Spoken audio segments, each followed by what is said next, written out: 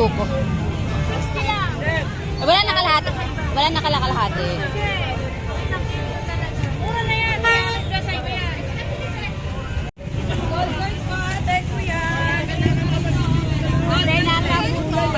Ate, may kalahati ka? Magkano yung kalahati?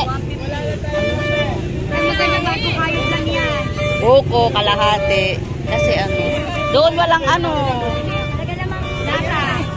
Meron na ako. Yung buko guys, kalahati, 150.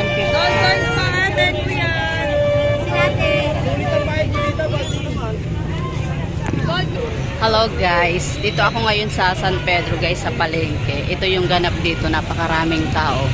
Alam niyo naman ang mga Pilipino, di ba? Last minute. Siyempre ngayon lang nagkakapera. Bumili lang ako guys ng buko kasi kahapon hindi ako nakabili ng buko. At ito na nga ang aking nabili. 150 kalahating kilo guys. Diyos ko po. Napakamahal. Eh may gagawin akong salad. So kailangan kong bumili ng buko.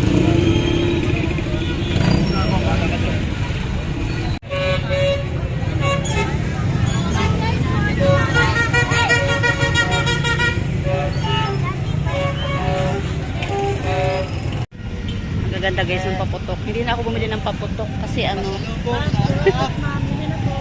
ay nagturutol ang bala. Ay!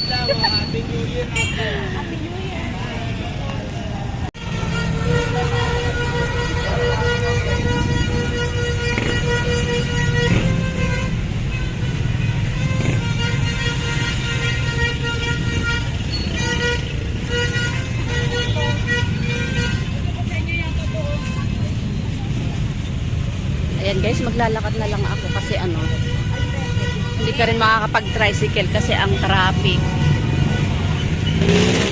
Kaya mag-exercise na lang si Mommy Pearly Vlogs.